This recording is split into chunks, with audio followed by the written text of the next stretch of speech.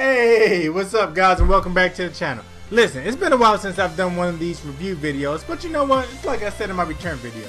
Your boy's back, I'm back at it. So with that being said, you know I had that Fairy Tail chapter 497 review for you.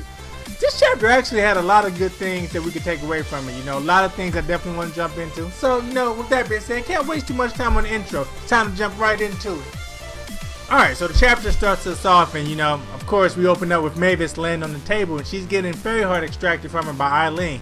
Now, just even seeing this, man, I'm kind of like, damn, you know, Mavis just woke up not too long ago and right after that, she's already suffering again. But one good thing I did like about that scene was that, you know, Zeref kind of interfered and he was like, you know, he really doesn't want her to suffer that much. So who knows what's happening on that front. Clearly, he still has some kind of feelings for Mavis, and he's really, no, not completely over her. No matter how many years have gone by, there's still something there.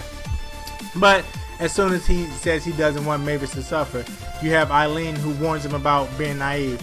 So hopefully, you know, he's not just going to turn his back on Mavis. Well, hopefully he still at least cares about her well-being, even if he wants Fairy Heart. Now, he's still trying to get Fairy Heart, and I could have sworn a couple of chapters ago he said that there was somebody in his ranks that was actually stronger than Acnologia. So why does he need Fairy Heart to defeat Acnologia if you already have someone on your team that can do it? But you know what? That's not for me to decide. I'm not the damn writer. It's just something I'm pointing out. Alright, so as the chapter continues, we actually end up catching up with the Fairy Tail members. And, you know, what did you know? They're actually holding their own. I was a little worried for them because of how many soldiers Zeref had in his ranks. You know what? Look, it is what it is. The Fairy Tail members were like, you know what? Come see, come saw, come get some. Nothing was really going to keep them away from getting to their home, you know, because that's their guild. That's where their livelihood is. That's where the family all meets up at. So naturally, they're going to do what they got to do. And it was a pretty cool scene. You got Natsu, he's getting some. You got Gray, he's definitely getting some action. Juvia. I mean, you even got Gildars, and Gildars was really just destroying everything, and it's pretty funny considering the fact that Gildars never shows up for a fight. Never shows up for a fight. But you know what? You actually got Gildars this time, so that was something that was pretty cool. With the way everything was going, you know, I really thought that the Fairy Tail members would actually probably make it back this chapter. It seemed that way. Even Urza was destroying everybody, doing what she does, leading the troops. So it really looked good for them. But you know, it's Fairy Tail, so you knew that there had to be some kind of weird event or something that would just change the game, and naturally that's what we got. Alright, so elaborating a little bit on things taking a crazy turn, we go back to a scene with Eileen, and she's being told by Nineheart that they found Urza and she's actually alright. You know what, and really we don't know their relationship. We don't know if it's really mother and daughter, sister and sister, aunt and niece. Who knows what's really going on. It's never really been confirmed, but a lot of us have speculated that Eileen is Urza's mother, so we'll roll with that.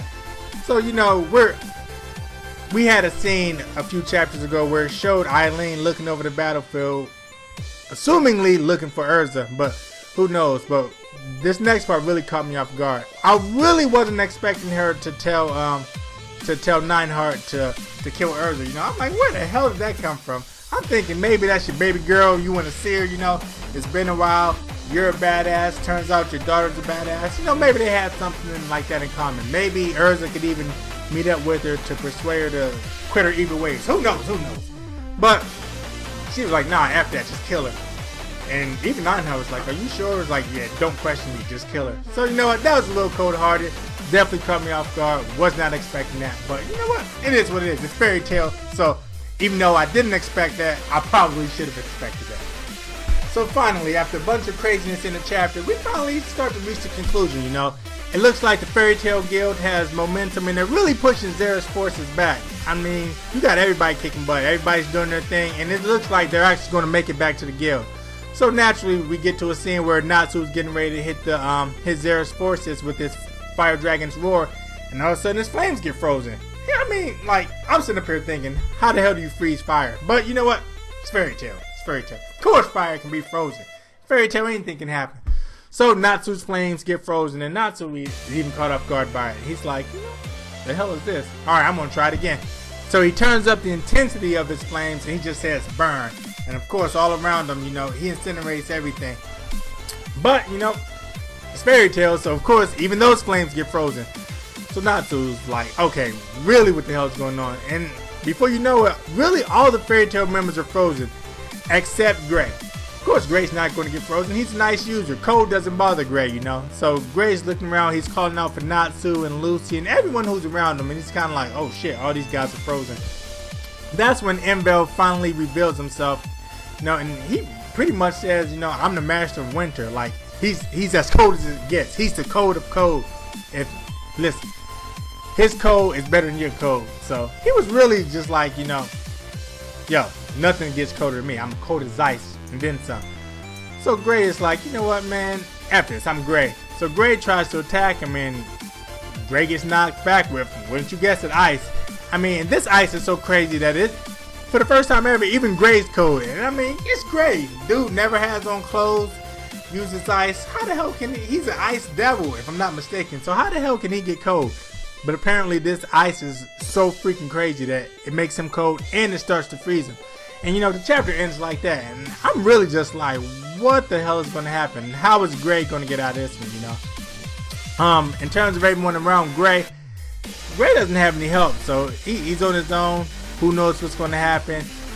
Who knows how he's going to get out of this situation? If I had to take a wild guess, I'm sure next chapter he's either going to get some kind of bailout from another character or he's going to get some kind of power upgrade. Hopefully it's a power upgrade, because just like with any manga or anime, we love seeing power upgrades. Whether it's Naruto getting Sage mode, whether it's Luffy getting another gear mode, you know, we love upgrades no matter what kind of upgrades we get. So hopefully it's another upgrade, but we're going to have to wait and see. Woo, feels good to be back, guys. But listen, that's going to wrap up this week's Fairy Tail review. Definitely had a lot of fun doing this one. Definitely glad to be back. Missed doing these reviews, you know, so it's good to just jump back into it. Hopefully you guys enjoyed the review. If you did, go ahead and hit that like button, because you know your boy loves thumbs up. I love them, you love them, and everybody who makes videos love them. So go ahead and leave me a like.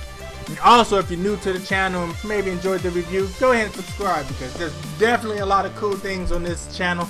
So if you search the videos, hopefully you can find something you like.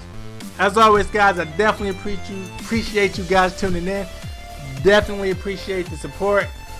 Miss you guys, and I'm glad to be back. Other than that, I'm your boy, Heroes Come Back 2. Catch you guys next week. Peace.